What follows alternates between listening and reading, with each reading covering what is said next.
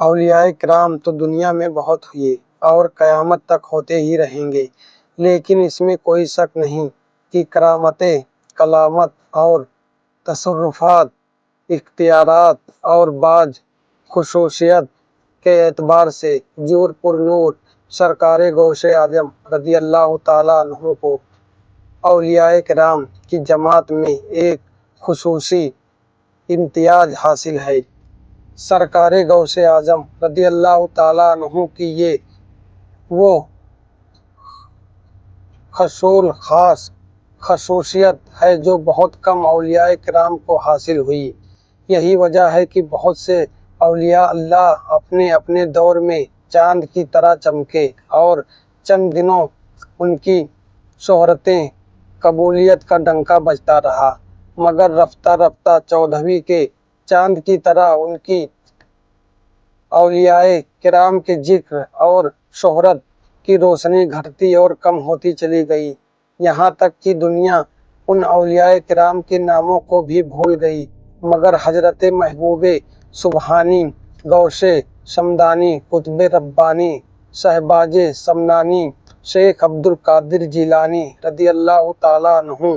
کو باوجود کہ 828 برس سے زیادہ کا ایک لمبا زمانہ گزر گیا،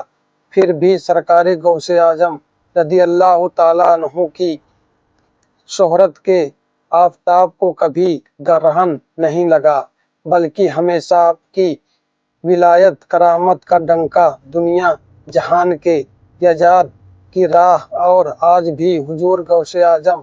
کی عظمتوں پر کرامتوں کا آفتاب اپنی پوری آب و تاب کے ساتھ چمک رہا ہے اور انشاءاللہ تعالی قیامت تک چمکتا ہی رہے گا۔ معراج کی رات جب نبی کریم صلی اللہ علیہ وسلم براق پر سوار ہو کر حضرت جبریل امین علیہ السلام کے ساتھ روانہ ہوئے تو سدرۃ المنتہا پر رک گئے اور عرض کی، اے اللہ کے رسول صلی اللہ علیہ وسلم، اب اگر میں یہاں سے بال برابر بھی آگے بڑھا تو اللہ تعالیٰ کی تجلی سے میرے پر جل جائیں گے۔ اسی مقام پر براق بھی رک گیا، کیونکہ سدرۃ المنتہا عالم ملائکہ کی پرواز کی انتہا ہے۔ اس مقام سے آگے حضور صلی اللہ علیہ وسلم کی خدمت مبارک میں رفرف سواری کے لیے حاضر ہوا، لیکن رفرف بھی بہت سارے حجابات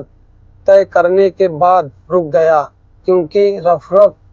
کی پرواز کی یہی انتہا تھی کہ اب لاہوت اور لامکاں کے سوا کچھ بھی نہ تھا۔ اس مقام پر حضور غوث اعظم رضی اللہ تعالیٰ عنہ کی مبارک روح کو محبوب صورت میں حضور نبی کریم صلی اللہ علیہ وسلم کی خدمت میں حاضر کیا گیا۔ نبی کریم صلی اللہ تعالیٰ علیہ وسلم کے قدموں کے نیچے حضور غوث اعظم کی محبوبی صورت نے اپنی گردن پیش کی اور سواری کی حیثیت سے سرکار دو عالم صلی اللہ تعالیٰ علیہ وسلم کو قدم خاص قاب قوسین۔ اس مقام پر حضور غوث اعظم رضی اللہ تعالیٰ عنہ کی مبارک روح کو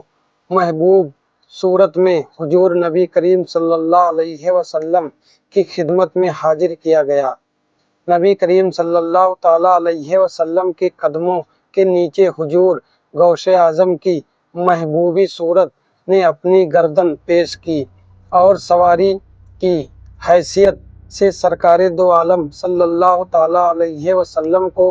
قدم خاص قاب قوسین نے اس مقام میں نور میں اللہ تعالیٰ سے عرض کی کہ یا اللہ، یہ کون ہے جس میں میری آنکھیں ٹھنڈی ہو گئی ہیں؟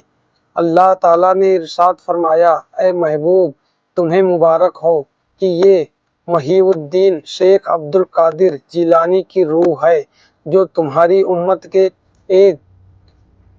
ولی کامل اور تمہاری اولاد سے ہوں گے۔ اس وقت نبی الکریم نور مجسم صلی اللہ علیہ وسلم نے انتہائی شفاعت سے فرمایا، اے نور نظر چشم بصر محی الدین، جیسا کہ تو نے اپنی گردن میرے قدموں کے نیچے پیش کی ہے، کل تو اللہ کے حکم سے کہے گا میرا یہ قدم اللہ کے ہر ولی کی گردن پر ہے، اور میری امت کے تمام اولیاء کرام اپنی گردن تیری قدموں کے نیچے پیش کر دیں گے۔ تفریح الخاطر میں اتنا اور ہے کہ جب حضور غوث اعظم رضی اللہ تعالیٰ عنہ پیدا ہوئے تو آپ کی مبارک گردن پر حضور صلی اللہ تعالیٰ علیہ وسلم کے قدم شریف کا نشان موجود تھا۔ اس واقعے سے معلوم ہوا کہ حضور نبی کریم صلی اللہ علیہ وسلم کو جب جسمانی اور روحانی معراج حاصل ہوئی